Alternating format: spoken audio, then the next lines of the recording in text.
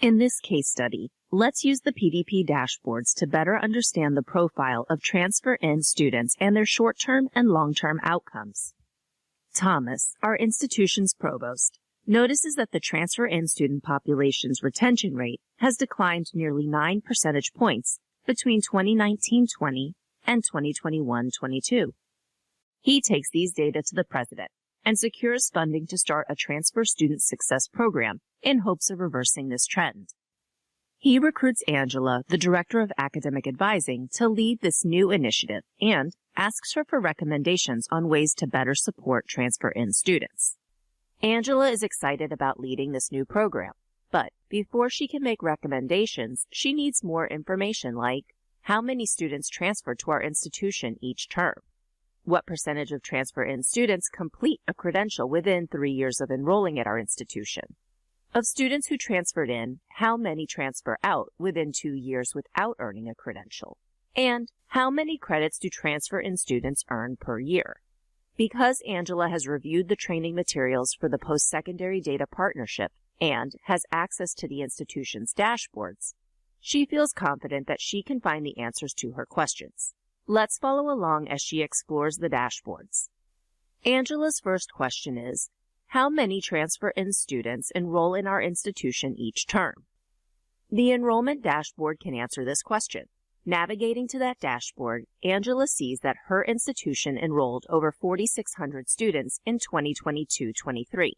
Of those, 1,580 are new transfer-in students.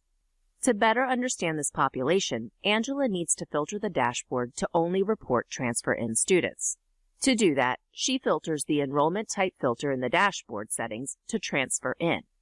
Now, this dashboard only shows transfer-in students. Because she will be developing new programs, she needs to understand in which term most transfer-in students enroll. To answer that question, she needs to add the cohort term dimension to the dashboard. To do that, she clicks Edit, which opens Chart Settings. She selects Cohort Term from the Dimension dropdown, then clicks Apply Settings. Now there is a line representing the number of students transferring in during the fall, spring, and summer terms. Our largest cohort enters in the fall, and for the most recent cohort, that was 70% of the total cohort. 22% of the total cohort transferred in during the spring, and the remaining 8% of the total cohort transferred in summer.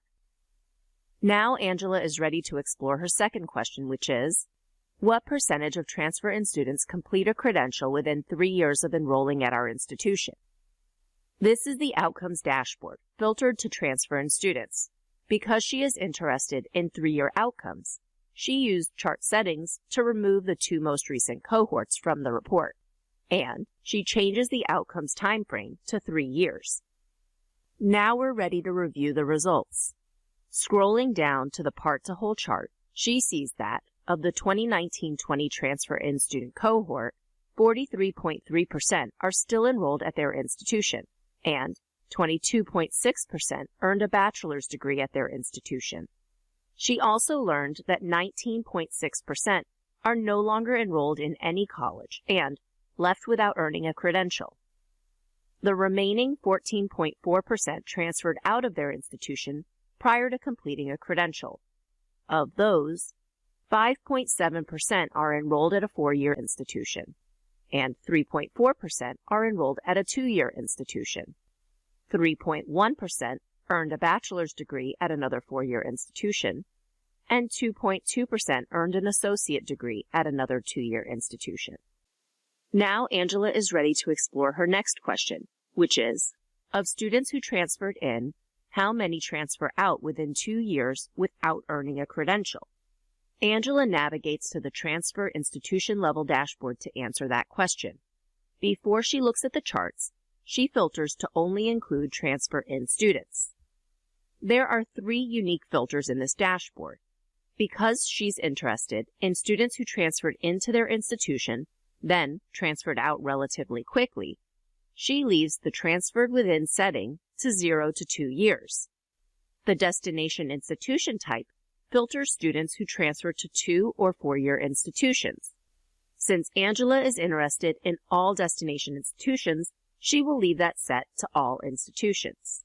And because Angela wants to understand the behavior of all her transfer students, regardless of the number of credits they've earned, she's going to leave the earned credit milestone set to all. Now she's ready to review the results. Scrolling down to the stacked bar chart, she focuses her attention on the two most recent cohorts. In both years, 96% of students who transferred out within 2 years of entering their institution did not earn a credential first. That's nearly 1,000 students. Angela is ready to explore her next question. How many credits do transfer-in students earn per year? Angela navigates to the Credit Completion Ratio institution-level dashboard to answer that question. Before she looks at the charts, she filters to only include transfer-in students. This is the Credit Completion Ratio dashboard filtered to transfer-in students. Hovering over the 2022-23 data point, she finds that the transfer-in student credit completion ratio is 86.7%. On average, they attempted 21.6 credit hours during that academic year and completed 19.3 credit hours. Angela has gathered a lot of information about her institution's transfer-in students, and she's ready to summarize what she's learned.